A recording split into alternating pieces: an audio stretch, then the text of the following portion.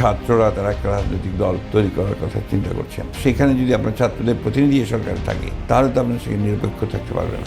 সরকারের নিরপেক্ষতা নিয়ে বিএনপির মহাসচিব মির্জা ফখরুল ইসলামের বক্তব্য এবং তথ্য উপদেষ্টা নাহিদ ইসলামের পাল্টা জবাবে রাজনীতিতে নতুন উত্তাপ ছড়িয়েছে।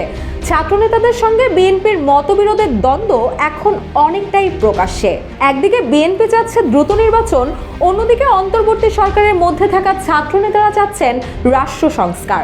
মতবিরোধের দ্বন্দ্বের মধ্যে বিবিসিকে দেওয়া এক সাক্ষাৎকারে মির্জা ফখরুল বলেন, বর্তমান ডক্টর ইউনূস সরকার নিরপেক্ষ ভূমিকা পালন করতে পারছেন না। আপনার কি ধারণা যে এই সরকারের মধ্যে কোনো পরিবর্তন আসতে পারে?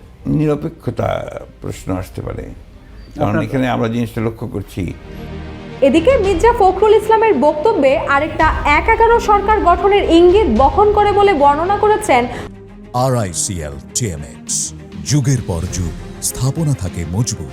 বৈষম্য বিরোধী ছাত্র আন্দোলনের সাবেক নেতা নাহিদ ইসলাম বৃহস্পতিবার নিজের ভেরিফাইড ফেসবুক আইডিতে পোস্ট করা এক বিবৃতিতে এমন কথা বলেন তিনি।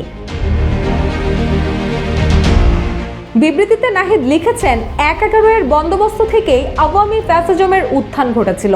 বিএনপি মহাসচিবের বক্তব্যের সামনে আরেকটা ১/১১ সরকার সংসদীয় সংখ্যাগরিষ্ঠতা ও নতজানু পররাষ্ট্রনীতির ধারাবাহিকতা এবং গুম, খুন ও জুলাই হত্যাকাণ্ডের বিচার না হওয়ার আলামত রয়েছে।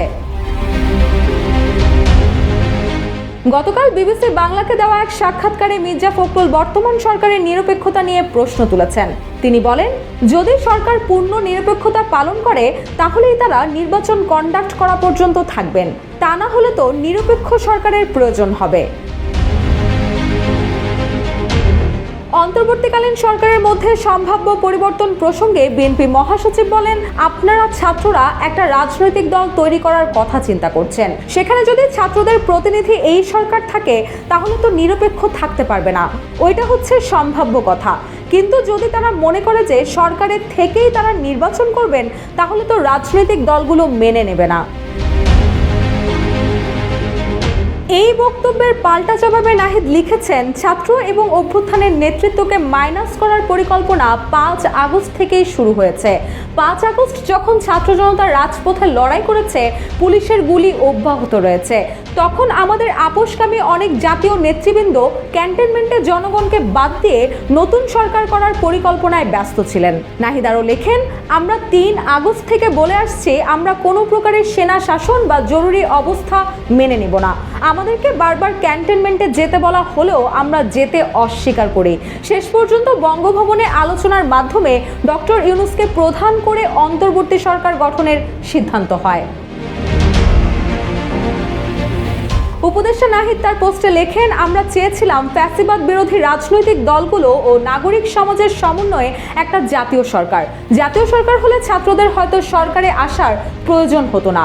জাতীয় সরকার অনেক দিন স্থায়ী হবে এই বিবেচনায় বিএনপি জাতীয় সরকারে রাজি হয়নি, কিন্তু অভ্যুত্থানের পরেই দেশে জাতীয় সরকারের প্রয়োজনীয়তা সবচেয়ে বেশি ছিল। অথচ বিএনপি জাতীয় সরকারের কথা বলেছে সামনের নির্বাচনের পরে। বর্তমান সরকার জাতীয় সরকার না হলেও সরকারে আন্দোলনের সব পক্ষেরই অংশীদারিত্ব রয়েছে এবং সব পক্ষই নানান সুবিধা ভোগ করেছে। সরকার গঠনের আগেই ৬ আগস্ট অ্যাটর্নি জেনারেল এবং পুলিশের আগের আইজির নিয়োগ হয়েছিল, যারা মূলত বিএনপির লোক। এরকমভাবে সরকারের ওপর থেকে নিচ পর্যন্ত নানান স্তরে বিএনপিপন্থী লোকজন রয়েছে। নির্বাচনের নিরপেক্ষতার কথা বললে এই বাস্তবতার মধ্যে নিরপেক্ষতা কিভাবে হবে সেই প্রশ্ন ছুড়ে দেন তিনি। বিএনপি সব ইস্যুতে বিপক্ষে অবস্থান নিয়েছে মন্তব্য করে নাহিদ ফেসবুক পোস্টে আরও লেখেন, রাষ্ট্রপতির পরিবর্তন, সংস্কার, নতুন সংবিধান, জুলাই ঘোষণা সব ইস্যুতেই বিএনপি বিরুদ্ধে অবস্থান নিয়েছে।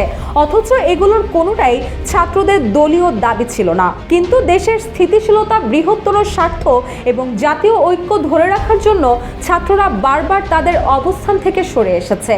কিন্তু এর মানে এই নয় যে গণতন্ত্র বিরোধী ও অভ্যুত্থানের আকাঙ্ক্ষা বিরোধী কোনো পরিকল্পনা হলে সেখানে আমরা বিন্দু পরিমাণ ছাড় দেব। নাহিদ তার পোস্টে আরও লেখেন, আওয়ামী লীগের বিষয়ে ভারতের প্রধান দলগুলোর মধ্যে ঐক্য রয়েছে, অথচ বাংলাদেশে আওয়ামী লীগ এত হত্যা ও অপরাধের পরেও আমরা ঐক্য করতে পারি নাই। নামের জাতীয় ঐক্য লইয়া আমরা কি রাষ্ট্র বানাবো? আমি মনে করি না বিএনপির কর্মী সমর্থকদের বড় অংশই অভ্যুত্থানের আকাঙ্ক্ষার বাস্তবায়ন চায়। বিএনপির দেশপ্রেমিক ও ত্যাগী নেতৃত্বকে আহ্বান করব, ছাত্র জনতার অভ্যুত্থানের বিরুদ্ধে না গিয়ে ছাত্র জনতার সাথে বৃহত্তর ঐক্য ও সংহতির পথ বেছে নিন। রুশা সুর, জয় জয় দিন।